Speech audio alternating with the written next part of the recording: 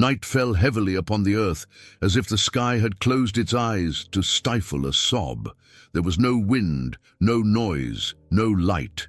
The stars seemed farther away than ever, and the moon was shrouded in a thin mist that almost made it disappear. The streets were empty, and the air held a strange weight, a weight that made the soul tremble before the skin. No one knew it yet, but that would be the night the Virgin would weep blood, not before the whole world, but before those few capable of seeing beyond the visible. It all began suddenly, without warning, without any prior signs that human senses could perceive. In a small house of prayer, lost among the mountains, a woman awoke in the middle of the night, feeling a presence that filled the room. It wasn't a noise, it wasn't a touch, it was a soft light that didn't come from any lamp. When she opened her eyes, she saw it. It wasn't the physical figure of an apparition, it was a presence. A silhouette made of light, as if an illuminated breeze had taken shape for an instant. The woman didn't feel fear. She felt a deep warmth in her chest, a warmth that made her cry without understanding why. And at that moment, the light began to change. First it turned pink, then crimson, then a deeper red. The figure's face became clearer, more human, more maternal. And then the woman saw it with absolute clarity. Red tears descended from the luminous outline of the face, drops that shone like rubies in the air before vanishing. The woman fell to her knees, too weak to speak. It wasn't a vision, it was a calling. She felt a voice within her, a voice that didn't come from anywhere outside, a soft voice, yet full of gravity. And that voice said that the sky was weeping because of November 15th, a day that was closer than the world was willing to accept. The woman wanted to ask what would happen, but the voice didn't answer. The light simply went out, as if it had been swallowed by the darkness. Not a trace remained, neither on the wall nor in the air. Only a faint scent, like withered flowers mixed with incense, lingered for a few seconds before vanishing.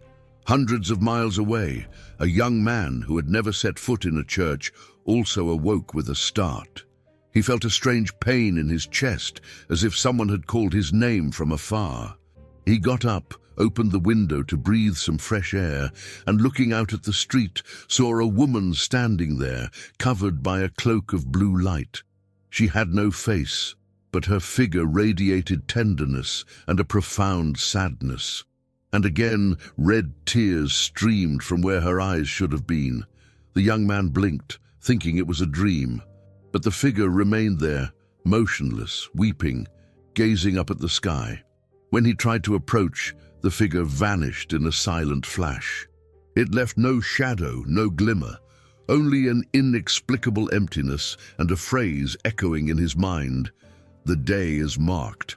Meanwhile, in another city, an elderly woman praying the rosary began to feel the air thicken, as if the atmosphere were charged with something invisible. She closed her eyes and saw a scene that made her shudder. A woman dressed in white and blue, illuminated from within, wept red drops that fell to the ground without touching it. Each tear, instead of falling, became a tiny flash that pierced the air like a spark of fire. The old woman opened her eyes, weeping and trembling, but without fear. She knew that something great was about to manifest. None of these people knew each other. They didn't know that in different places, at the same time, they were seeing the same presence and the same tears. But heaven did know. And while the chosen ones trembled inwardly, the world continued to sleep, oblivious to what was about to happen. As dawn approached, a few others began to feel the same presence. A teacher working the night shift, a security guard watching over a factory, a mother breastfeeding her child, a man returning home from work with tired eyes. To each, the presence manifested itself in a different way. But in every case, the message was the same. It wasn't a phrase, not an explicit prophecy. It was a silent call to prepare, to not ignore what was coming, to understand that November 15th was a date marked by the heavens, a date sealed with tears of blood. Not everyone could see, not everyone could feel, But those who could knew they were witnessing something extraordinary. It was as if the veil between heaven and earth had been torn away just for them, revealing a part of the divine pain that normally remains hidden. The Virgin had not yet spoken. She only wept. But those tears said it all. They were a warning, but also mercy. They were pain, but also hope. They were the prelude to something greater, something the world would have to face very soon. And as the night drew to a close, something in the air foretold that her message was not over, that there was more to show, that there was more to say, and that those who had seen the first sign would be called again. The following morning dawned strange, heavy, as if the sun had hesitated before rising. The streets were quieter than usual, and people walked with a distracted air, as if the world had aged overnight without anyone being able to explain why. The chosen ones, those few who had seen the Virgin weep blood at dawn, rose feeling as if they hadn't truly slept. Some had deep dark circles under their eyes, others trembled for no reason, but all carried within them the same indescribable weight, the feeling of having witnessed something humanity was not prepared to receive. None of them dared to recount what had happened. How could they explain seeing red tears fall from a face made of light? How could they make others believe in something they themselves didn't know how to interpret? But the silence brought them no peace. Each felt they had to prepare for something, even if they didn't know what. It was as if the air were charged with spiritual electricity, as if the entire atmosphere were tense, like a bow about to be released. Meanwhile, in different parts of the continent, phenomena began to occur that, although subtle, were impossible to ignore. In one city, birds flew in circles for hours without moving in any direction. In another, the water in a public fountain changed temperature in a matter of seconds. In a small town, an image of the Virgin Mary appeared with a reddish tinge in its eyes, as if they were moist. People noticed it immediately, but no one dared to touch it. They only knelt, murmuring hurried prayers as a chill ran down their spines. Mid-morning, a teacher who had witnessed the manifestation during the night felt a sharp dizziness as she wrote on the blackboard. She had to hold onto the desk to keep from falling. Closing her eyes, she saw the crimson light again.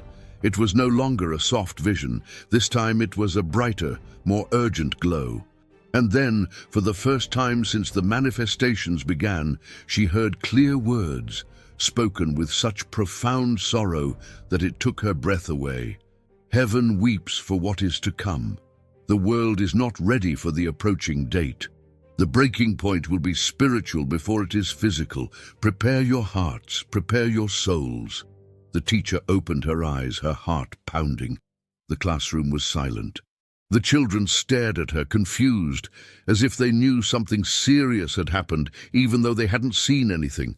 She took a deep breath, trying to calm herself, but the voice kept echoing inside her, as if it had been etched into her bones. At that same hour, a man working in a mechanic's shop felt an inexplicable burning sensation in his chest. He thought it was just exhaustion, but when he touched his shirt, he felt dampness. Looking down, he saw a small red stain over his heart. It wasn't his own blood. There was no wound. It was as if a tear had fallen directly there. He fell to his knees among the tools and idle machines, trembling, suddenly understanding that the sign was even more serious than he had imagined. While this was happening, news began to spread everywhere. Strange lights had been seen in the sky in 3 different countries during the early morning hours. They weren't meteorites, they weren't satellites, they weren't drones. They were slow, pulsating lights that appeared and disappeared without any pattern. Some witnesses said the lights had a reddish hue, others claimed they were white, but they all agreed on one thing: they seemed alive. Journalists were quick to label it an inexplicable atmospheric phenomenon. Scientists remained silent, skeptics scoffed, but humble hearts understood. The sky was shifting, preparing the ground for what would come on November 15th. It was as if the entire universe were breathing faster. As the day wore on, the unease grew. In several places, people began to say they felt they were being watched, not with hostility, but with a mixture of sadness and compassion. It was as if a loving and sorrowful gaze descended from the sky and settled upon each soul. Some wept without knowing why. Others prayed compulsively. Still others simply gazed at the sky, waiting for a clearer sign. And that signal arrived at nightfall. It wasn't thunder, it wasn't lightning, it wasn't a symbol visible to everyone. It was a spiritual tremor, a vibration in the air that made lamps flicker, dogs become restless, and children suddenly awaken from their sleep. The chosen ones, those who had seen the Virgin weep blood, immediately felt something opening in the unseen realm. It was as if a veil had been torn between two worlds, and in the midst of that spiritual turmoil, they heard the voice once more. This time it wasn't sad. It was firm. Time moves toward the appointed time. Those who have seen the tears must prepare themselves. I have not wept without reason. I have not shown the pain of heaven in vain. The appointed day will be a day of revelation. Man will see his reflection, and what he finds will depend on what he has done with his soul. The words faded slowly, leaving a painful silence. It was a silence full of meaning, a silence that seemed to say that the hardest, the greatest, the deepest thing was only just beginning. And the chosen ones knew without a shadow of a doubt that the Virgin would appear again. That her tears of blood were not the final message, but merely the beginning of a warning that was approaching like a wave of light and judgment. November 15th was no ordinary day. Night fell with unusual speed, as if someone had switched off the sky with a hidden switch high above. There was no sunset, no transition, only sudden darkness. People looked up, confused, but there were no eclipses, no clouds, no storm, only that strange, unnatural darkness. A darkness that wasn't frightening, but certainly a warning. The chosen ones, those few who had seen the Virgin weep blood, felt an immediate tremor, a calling that didn't come from any physical source. It was as if someone had spoken their names inside their chests. It wasn't a human voice, it wasn't an echo, it was a presence that spread like a silent tremor through streets, houses, and churches.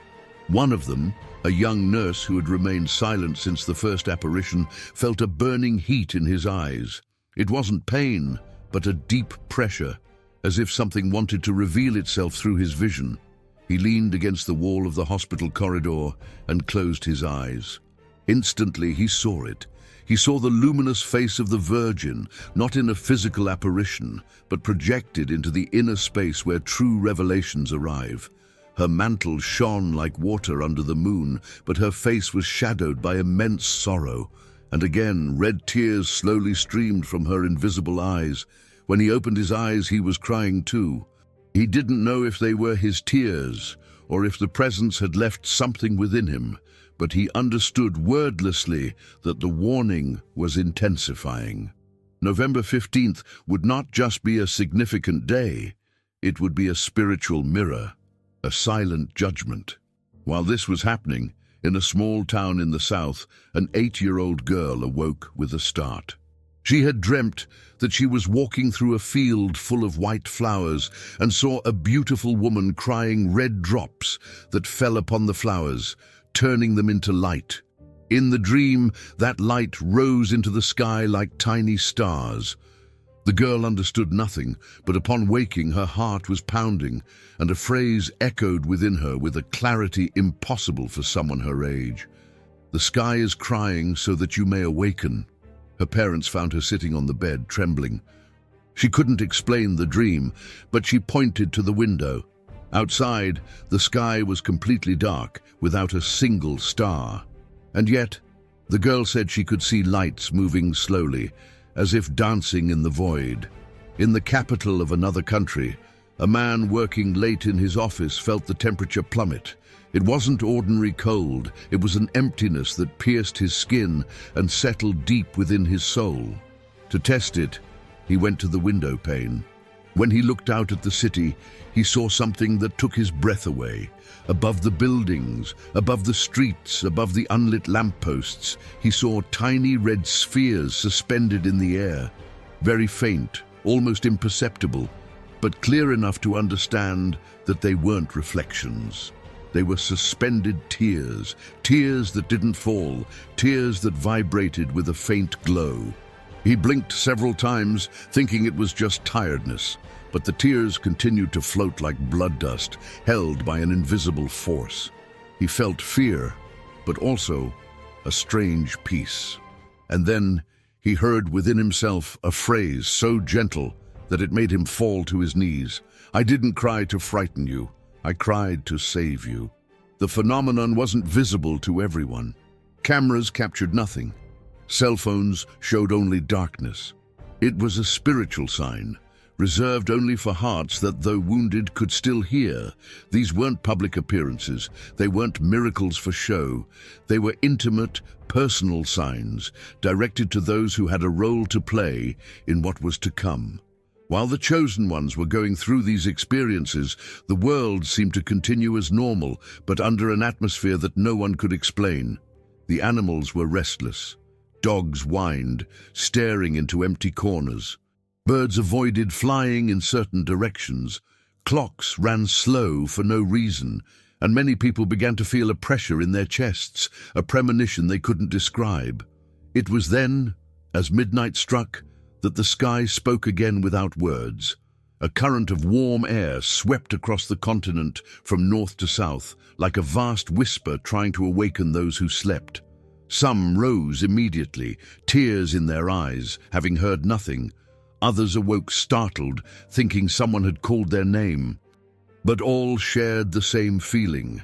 Something was approaching with a force that was not of this world.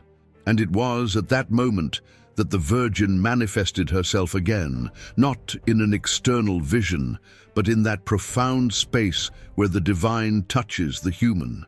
Her voice was felt in millions of souls at the same time, but only a few understood the complete phrase. November 15th will be a day of revelation. Those who love will not fear. Those who pray will not fall. Those who awaken will not flee. My tears are the last warning before the appointed day. After that, the voice fell silent. The presence vanished like an extinguished flame. But its echo remained, vibrating within every soul that heard it, an echo that wouldn't disappear, even if the body tried to ignore it. The chosen ones knew, without needing explanation, that the second night had been merely a prelude. The heavens were preparing something deeper, something that would not be visible to physical eyes, but would be to hearts capable of seeing what comes from above. November 15th was approaching, and with it, the truth of the Virgin's tears. The next day dawned with a silence so profound, it seemed artificial. There were no bird songs, no hurried cars, no conversations in the streets. It was as if the whole world had awakened from a deep sleep, a sleep from which no one knew how to escape. The sunlight was paler, almost sickly, as if it lacked the strength to pierce the atmosphere. The clocks ticked, but each tick seemed slower than the last, as if time itself were weary of moving forward. The chosen ones, those who had seen the Virgin's tears of blood, spent the day feeling watched by something they couldn't see. It wasn't hostile surveillance, it was the gaze of someone who loves too much and suffers even more. Many wandered aimlessly, unable to concentrate. Others remained silent for hours, their hearts heavy, as if they knew something was inevitably approaching.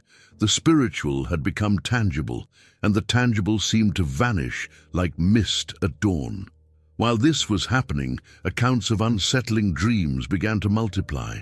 People in different cities dreamed the same thing, a blue blanket covering the earth, while red drops fell on specific regions, tracing routes, paths, invisible borders.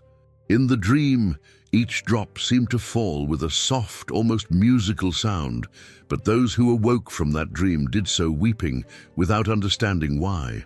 There was something about those red tears that transcended reason, something that could not be explained with human words. At midday, the weather began to change. The wind blew erratically, with brief gusts and long silences. The trees leaned in the same direction, as if guided by an invisible force.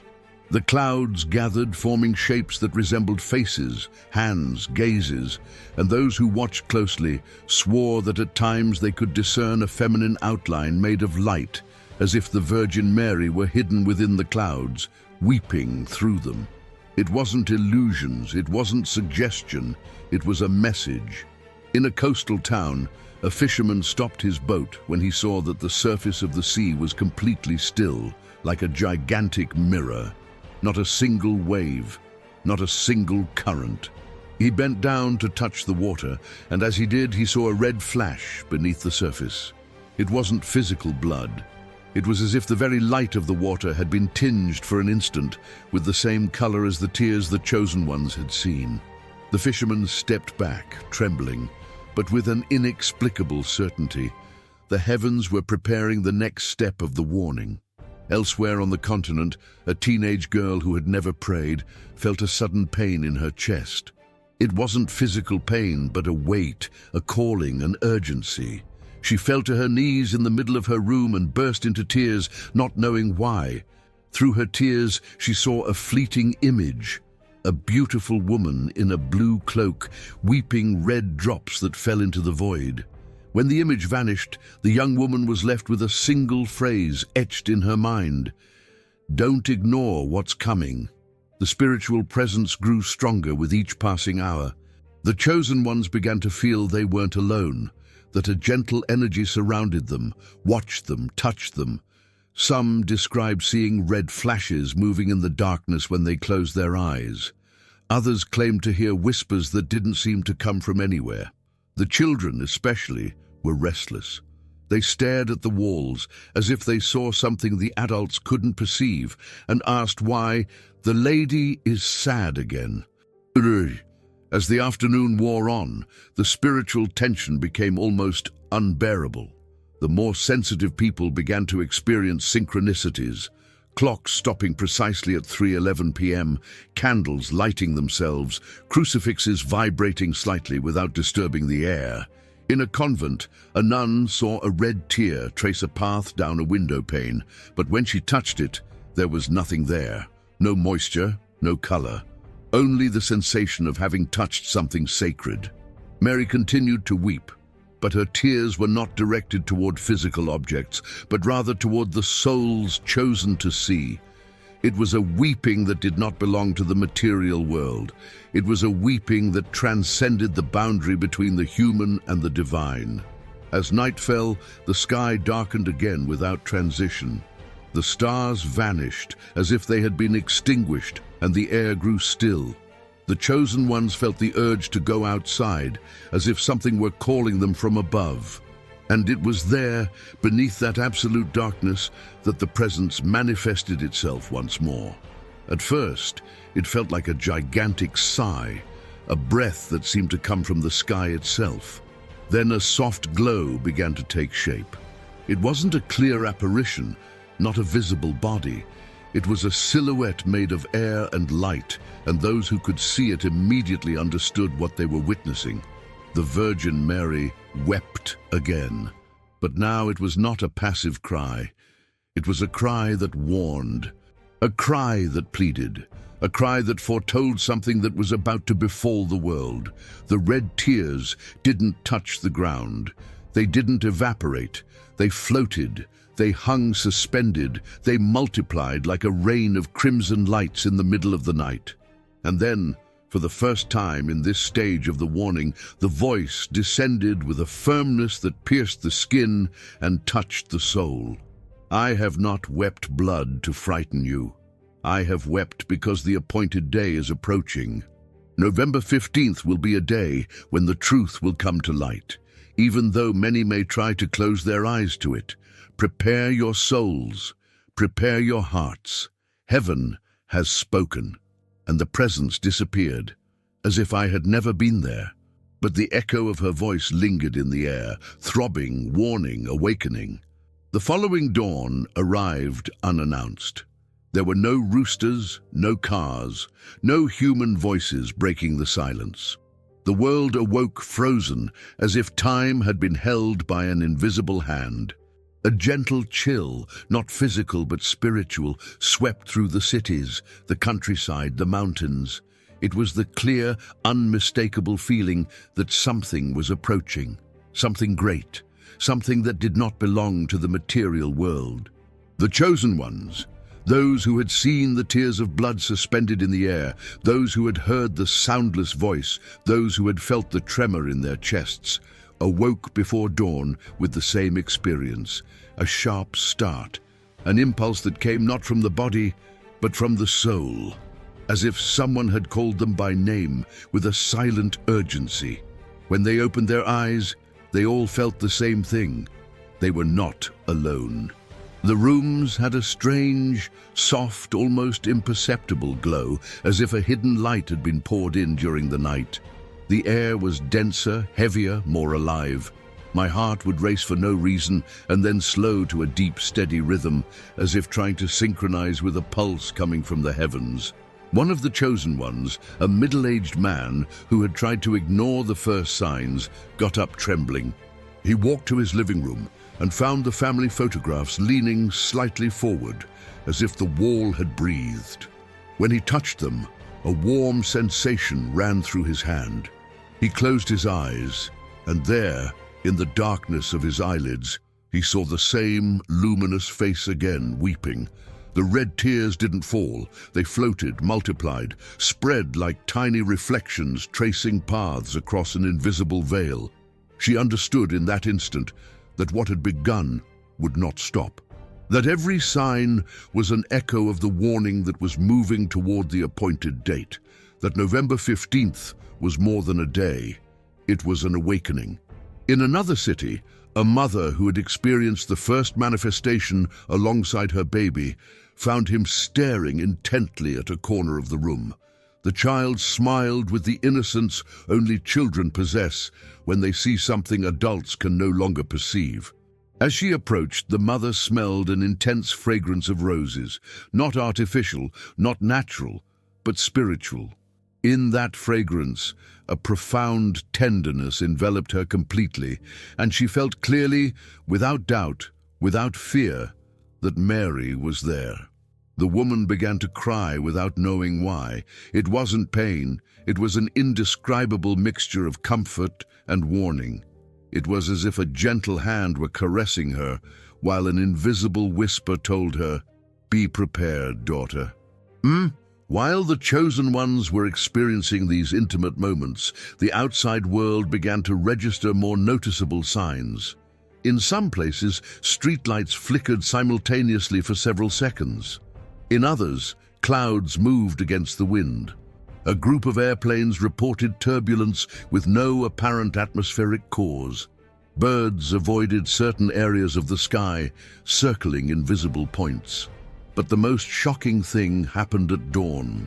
As the first rays of sunlight timidly peeked over the horizon, several people in different cities claimed to have seen the same thing. For a brief moment, before the sun had fully risen, a soft shadow in the shape of a woman's face appeared in the sky. It wasn't a perfect outline, not a defined image, but it was enough to make anyone who saw it tremble. It was the expression of deep sorrow, a silent cry, an urgent plea. That same dawn, a priest who had remained silent for days felt a force awaken within him. He rose, went to the chapel, and knelt without knowing why. As he gazed at the image of the Virgin, he saw a flash crackle on the glass, as if a tear had tried to form there. There was no moisture, no color, no crack, only that red flash that faded as it flickered. He fell to his knees, knowing that he had witnessed something impossible. And there, in the deepest silence, the voice returned. It wasn't gentle like before. It wasn't just a whisper. It was firm, maternal, and painfully real. The heavens are watching. The day is drawing near. Those who still sleep will not see the sign, but those who have been touched must prepare. I have not wept blood for an uncertain future. I have wept for what will come if the heart of man does not awaken. November 15th will be a day of light and shadow. Some will see truth, others will see judgment. But my call will reach all. The air vibrated. The ground seemed to move. The chosen ones felt their chests tighten, as if the voice had pierced them. But there was no fear. There was truth. And with that truth, one last phrase was engraved on their souls with the clarity of a seal. When blood turns to light, the world will know that there is no more time left. The presence disappeared. Dawn finally broke, and the warning continued its advance, silent, inevitable, toward its final destination. November 13th arrived with a stillness that seemed unnatural. The air had a strange weight, as if it were thicker, slower, more laden with something that could neither be seen nor touched, but that everyone could feel. It wasn't fear, it wasn't physical anxiety. It was a spiritual pressure that settled silently at the nape of the neck, in the shoulders, in the chest. It was the unmistakable feeling that the world was about to face something that did not belong to this earth. The chosen ones awoke with racing hearts, as if they had dreamt something they couldn't quite recall, but which left them with a profound unease. Some woke up crying, others with a lump in their throats. Many had the impression that someone had been standing beside their beds during the early morning hours. It wasn't a dark presence, not a threat. It was a maternal and sorrowful presence that had remained there, silently watching over them. The sky was covered with thick clouds, but they weren't ordinary clouds. They had a bluish-gray hue that shifted every minute, as if they were alive, as if an inner movement pulsed within them. Those who watched closely swore that at certain moments they could see shapes, outlines, silhouettes that vanished with the blink of an eye. The children saw it most clearly. They pointed to the sky, saying that the lady was hidden behind the smoke in the sky. Adults couldn't see it so clearly, but they felt it. The day passed, without loud noises. The cities were crowded, but the volume of voices seemed lower, as if everyone was speaking instinctively in a respectful tone. The birds, which normally filled the mornings with their song, remained silent on the power lines, watching the horizon. The restless dogs paced back and forth for no apparent reason, raising their heads as if they were listening for something humans couldn't hear. It was around midday when the first inexplicable events began. A woman working in an office saw the documents on her desk move slightly, as if pushed by a wind that wasn't there. An elderly man sitting in a park felt a drop fall on his cheek. He thought it was rain, but the sky remained dry. As he ran his hand over his skin, he felt a warmth that made him shiver, as if he had touched the trace of a freshly fallen tear. But there was no moisture, no trace, only the sensation. At a school, a group of children began crying simultaneously during class. The teacher became alarmed, believing something serious had happened, but none of them could explain why they were crying. They only repeated that their hearts ached, that they felt that lady was sad. Some described a luminous figure standing in the corner of the room, head bowed, weeping red drops that never touched the floor. Meanwhile, the chosen ones began to experience an even more intense phenomenon. Many reported that upon closing their eyes for a moment, they saw not darkness, but a soft, pulsating red glow. It wasn't painful, it wasn't aggressive, but it was so profound that it stirred their souls. In that glow, some discerned a face, others a blue cloak, still others only eyes filled with tears, tears that turned red again, luminous, vibrant. The tension mounted with each passing hour. It was as if the heavens were preparing to utter a truth too profound to be delivered all at once, as if they were gathering their breath before speaking, as if the entire universe had bent toward Earth in an effort to connect the eternal with the temporal. As evening fell, the weather changed suddenly. The wind began to blow in erratic gusts, stirring the clouds with silent violence. It was a strange wind, warm and cold at the same time, as if mixed with something other than air. The chosen ones felt a pain in their chests. Not a physical pain, but an emotional tightening, as if their souls were being called from within. And then the signal came. It wasn't a collective vision. It wasn't something visible to everyone. It was a spiritual phenomenon directed only at those who had been marked from the first tier. At the same time, in different places, in different countries, the lights went out for a few seconds. There were no power outages. There were no technical failures. It was as if reality had been briefly suspended. During those seconds, the chosen ones saw what others could not see. The figure of Mary, made of soft light and loving contours, wept in the darkness. But this time her tears were not simply red. They were tears that glowed from within, as if carrying a silent fire. They did not burn. They did not scorch. But as they fell, or as they floated, for they never touched the ground, they expanded like tiny crimson lights that illuminated the soul more than the eyes. And at that moment, the voice descended, not from the sky, but from within every heart that could hear it. The sky does not weep without reason. Every tear you have seen is a call. The appointed day is near. November 15th will be the day when every soul sees its reflection, even if only for an instant. Do not fear what is about to be revealed. Fear only indifference. I have wept blood because love has been forgotten, but it has not yet been lost. The words made the air vibrate. The wind stopped. The clouds remained suspended. The world breathed a sigh of relief, and the voice added, softer, sadder, deeper. Those who have eyes to see will see the truth. Those who have a heart to feel will feel my pain. But those who have faith will find light where others will find shadow. The presence faded away. The crimson light went out. The world started moving again, but nothing ever felt the same again.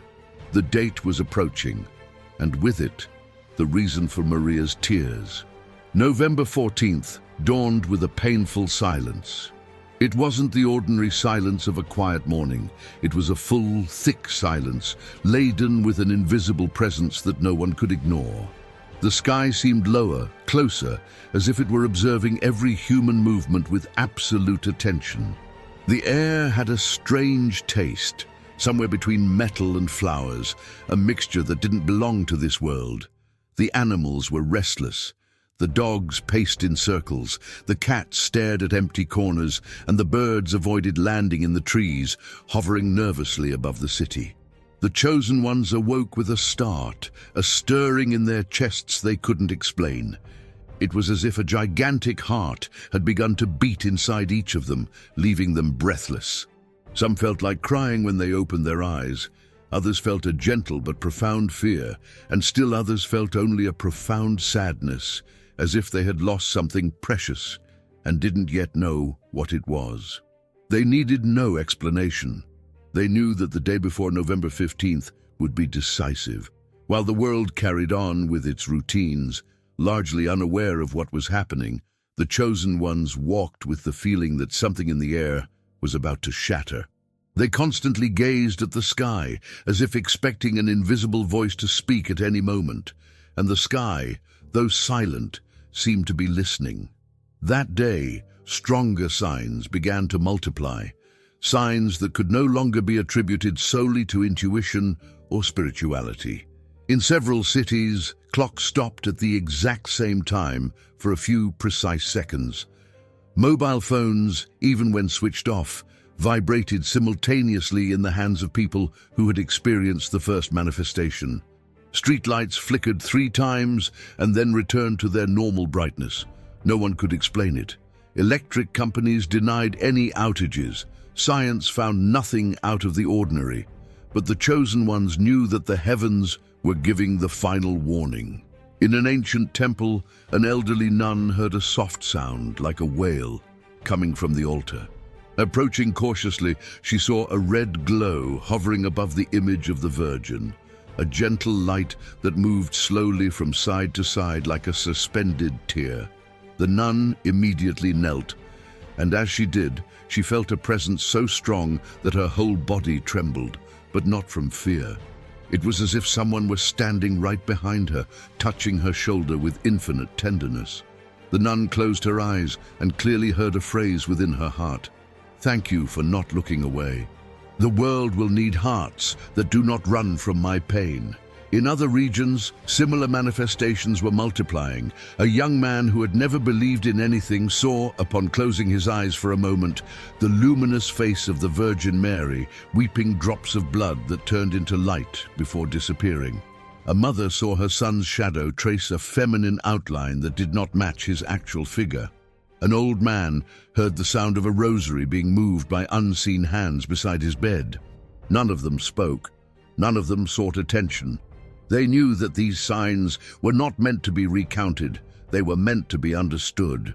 In the mid-afternoon, the sky began to darken prematurely. It wasn't a storm. It wasn't an eclipse. It was as if the sunlight was slowly receding, leaving a soft shadow to cover the earth. People felt uneasy. Mothers hugged their children for no apparent reason. The streets filled with a strange murmur, as if everyone were wondering the same thing without daring to say it aloud. Is something happening in the unseen realm? The chosen ones felt a simultaneous impulse, a silent calling that compelled them to venture outside without knowing where to go. Some reached mountains, others temples, others solitary places where only the sky could hear them. There were no instructions, no words, only an inner force that guided them. And then it happened. The entire world seemed to stop for a precise instant. There was no sound. There was no movement. There was no wind. It was as if a divine hand had pressed the pause button on creation. And in that pause, the presence diminished. Not in a physical appearance, not in a miracle visible to cameras, not in a vision that any eye could see. It was spiritual, deep, universal, an impact that didn't touch the skin, but directly the soul. The chosen ones fell to their knees, some weeping, others trembling, others in absolute silence. Before them, there was no form, no figure, no outline. Only a soft, vibrating light, a light that held simultaneously pain, love, warning, and hope. And within that light the voice spoke, the voice that the world had felt so many times through whispers and signs, the voice that only those who had been chosen could hear clearly. "My children, my tears have not been in vain.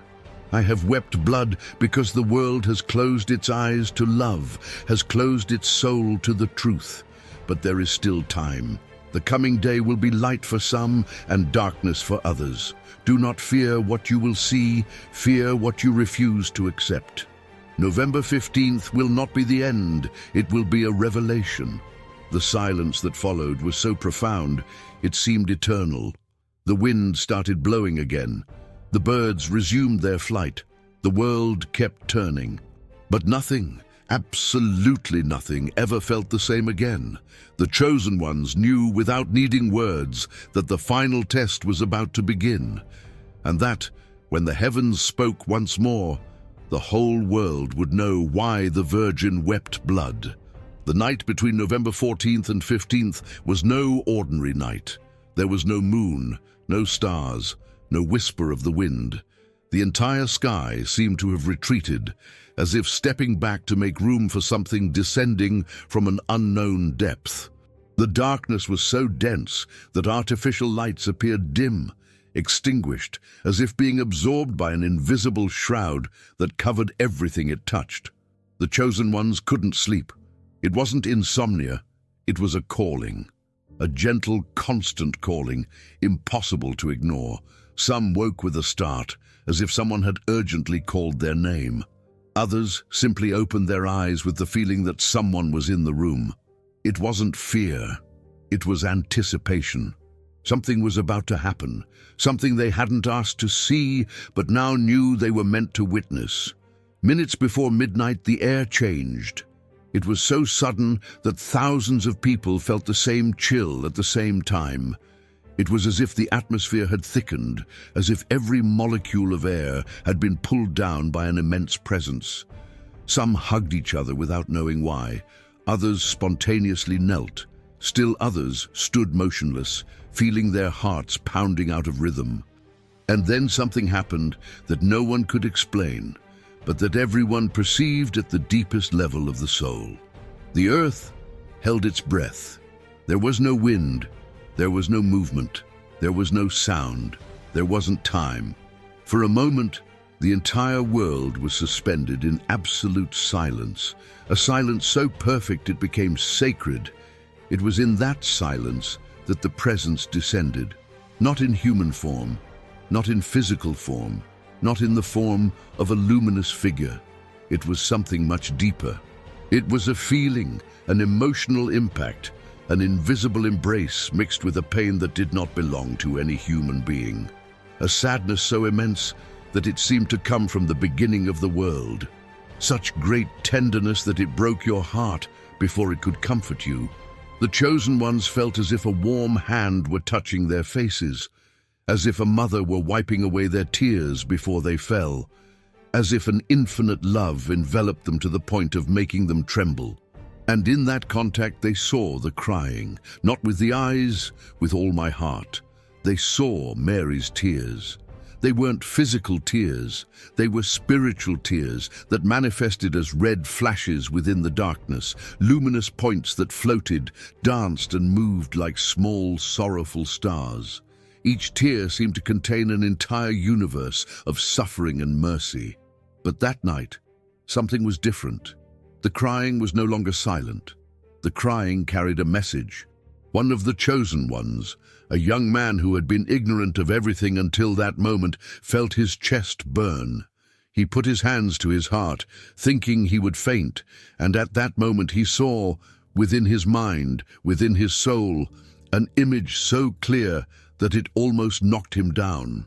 The Virgin, with her blue mantle spread out, inclining her face towards the earth, wept red tears that did not fall, but rose towards the sky, as if they were being returned to the place from which they came. At that moment he heard her voice. It wasn't a whisper. It wasn't soft. She was firm, maternal, powerful. The day has arrived. In another city, a woman who had felt the manifestations for days fell to her knees as she saw, with the eyes of her soul, how the Virgin's tears formed a line that extended across the land, marking an invisible point that everyone could feel even though no one could see it. "Humanity has forgotten love," said the voice inside her, "but there is still hope." In an empty temple, a priest saw shadows moving gently, as if someone were walking among the pews. He felt a hand on his shoulder, and a phrase was seared into his memory like fire. November 15th will be a day of revelation, not to destroy, but to awaken. Meanwhile, thousands of people who had never believed in anything awoke weeping for no apparent reason. They didn't know they were experiencing the same spiritual impact as the chosen ones, but their souls responded as if touched by a love they didn't understand, yet recognized. At the exact moment of midnight, the air vibrated. It was a subtle, yet universal vibration. It did not come from the earth, nor from the sky, nor from bodies. It came from the soul of the world. And in that vibration, the voice spoke for the last time before dawn. "My children, I have wept blood because heaven can no longer remain silent. Tomorrow each one will see what they have kept in their heart. Tomorrow the truth will be revealed in silence. Tomorrow is the appointed day." The presence disappeared. The darkness dissipated a little. The air began to stir again. But the whole world felt the echo of those words resounding in the memory of the soul. It had begun on November 15th, and nobody was prepared. Although everyone had been summoned, November 15th did not begin with light. It began with a shudder. It wasn't a physical tremor. It didn't move walls. It didn't shake objects. It didn't break glass. It was an internal tremor, a gigantic heartbeat that seemed to come from the center of the world, as if the whole earth had woken up startled by a dream it didn't want to remember. but which was still alive within it. The chosen ones felt that heartbeat like a gentle tap on their chest. Some put their hand to their heart. Others stared into space with tears in their eyes. Others simply fell to their knees, not knowing if they were crying from fear, from love, or from both at the same time. There was no sun. There were no clouds. There was no moon. Only a faint, pale clarity, as if the light came not from the sky but from under the earth. A light that did not illuminate objects but souls. The streets were empty, but the windows were filled with silent faces gazing out as if expecting something to appear at any moment. People couldn't explain what they felt.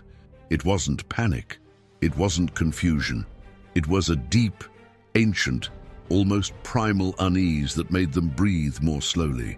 It was the feeling of being watched by something immensely loving, immensely sad, and above all, immensely real. In different parts of the world, testimonies began to emerge from people who claimed to have woken up crying for no reason. Others claimed to have seen soft shadows moving within their rooms. Some asserted that they had felt a hand touch their face with a tenderness that no human being could replicate. Others simply repeated the phrase that had echoed in the dreams of thousands of souls. Today, you will see your truth. The chosen ones knew that this day would not be like any other.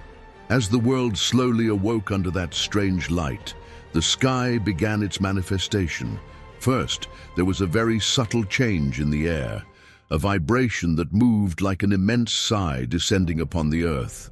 Then, the profound silence, that silence which belongs not to places without noise, but to moments when the divine is too near. In that silence, the first sign appeared. Not in the sky, not on the earth, not in objects, in the hearts. A young man who had denied everything until that day felt something burning inside his chest. It wasn't pain, it wasn't fear, it was a revelation. For an instant, he saw with his own eyes the damage he had caused with words spoken in anger, with decisions made without love, with indifference he had called freedom. He fell to the ground weeping, repeating over and over, "I didn't know. I didn't know." In another city, a woman who had been praying for days saw how, as she closed her eyes, the red glow that had accompanied her in her dreams intensified. Within that glow, she saw something more. She saw the Virgin standing, weeping tears of blood that this time fell directly upon the heart of every human being.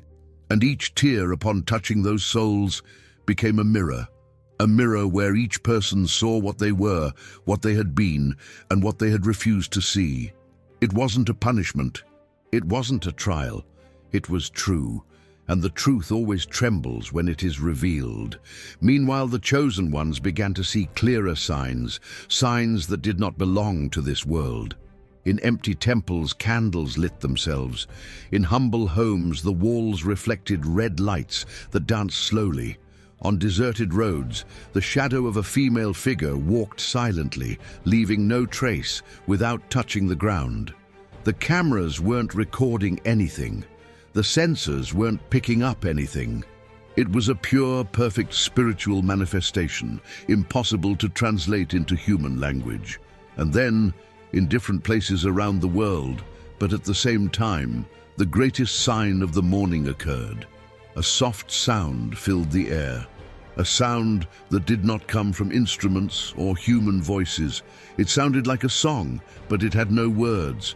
It sounded like crying, but there was no pain. It was a sacred lament, a mother's lament. The chosen ones felt their spirits break and mend in a single heartbeat. They saw, with the eyes of the soul, not with those of the body, how the Virgin spread her mantle over all of humanity. And in that gesture, they saw the truth that had been announced from the first cry. The tears of blood were no threat. They were a warning. They were a final plea. They were, above all, love. And while the song continued to resonate over the world, the voice of the Virgin descended once more, soft as a sigh, strong as thunder, beautiful as hope that never dies. Today you will see what I have seen. Today you will feel what I have felt. Today my pain will touch your souls so that you may return to love before love becomes too hard to find." The clarity began to increase. The day was approaching. The revelation was about to be fully unveiled. And the chosen ones knew what was coming. It was the very heart of the warning. On November 15th, it moved toward its zenith with a spiritual stillness so intense that the air seemed to vibrate silently. There wasn't a single breeze stirring the trees, not a single bird in flight. The streets were filled with people staring at the sky without knowing why, as if something up there was about to open, to break, to utter a truth that had been held back for centuries. The chosen ones felt a weight in their chests that wasn't pain, but anticipation. An immense heartbeat that wasn't their own, a gentle breath that didn't belong to any human being.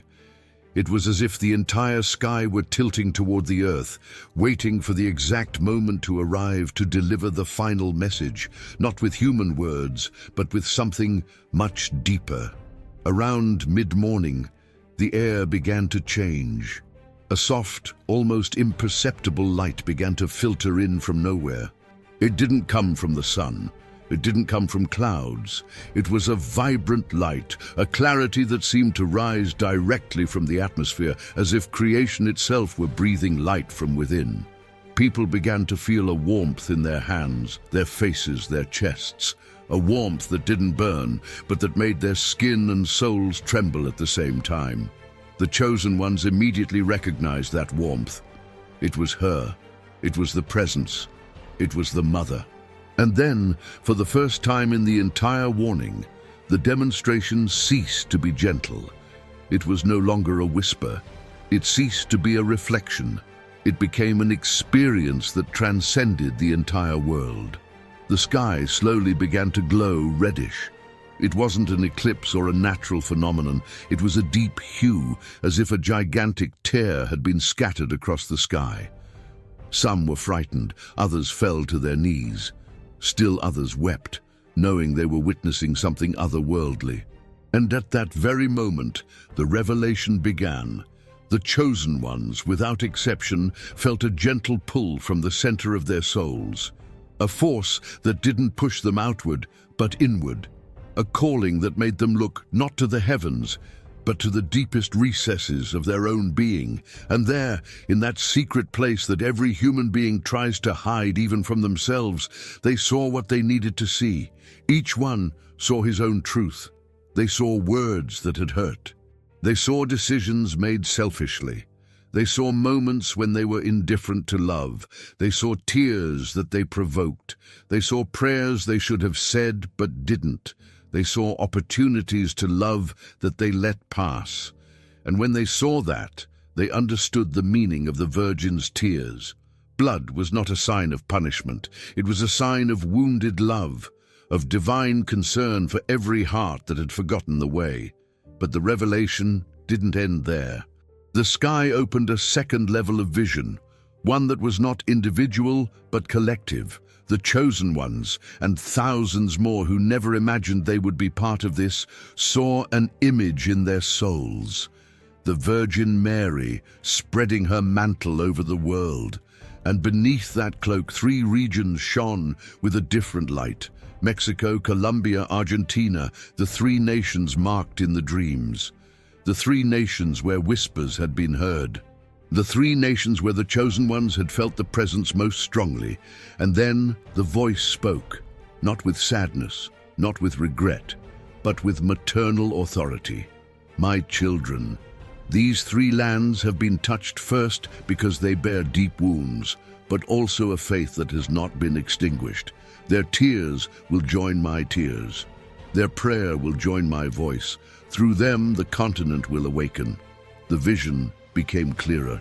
Mexico appeared surrounded by an intense blue mantle, as if the Virgin were embracing it with a special tenderness. Colombia appeared illuminated with a gentle fire, not of destruction, but of renewal. Argentina shone with a white light, as if it were the final spark that would unite everything. My tears of blood have fallen upon these lands not to judge them, but to summon them. They will be a beacon of faith for others. Each one will carry a part of the light that will save the continent if it decides to return to love. As they listened to this, the chosen ones felt a sweet pain, a mixture of compassion and hope. It was impossible not to weep. The truth was too vast, too beautiful, and too profound to bear without tears. Then the voice changed. It became softer, more humane, more maternal. November 15th was not a day to fear. It was a day to see, to awaken, to remember that the sky still speaks, that love still calls, that hope still exists. Do not ignore what you have felt. Do not extinguish the light you have seen. My tears are not an end. My tears are a beginning. The clarity began to fade. The red glow of the sky turned to gold, gold in white, white in soft light, and finally everything went back to normal. But nothing was normal. The chosen ones continued to cry. The people in the streets had eyes filled with something they couldn't explain. Their hearts were open, vulnerable, awake. And as the presence began to withdraw, the Virgin uttered one last phrase, a phrase that would be remembered for generations. Heaven has wept so that you may not shed tears of despair, but tears of repentance. Where you call upon me, I will be. Where you pray, I will hear. Where you love, I will live. And when you call upon me again, I will return. The day continued its course. The world continued to breathe, but the warning was forever etched in the memory of the human soul. The sky had spoken. The Virgin had wept, and November 15th would never be just any day again.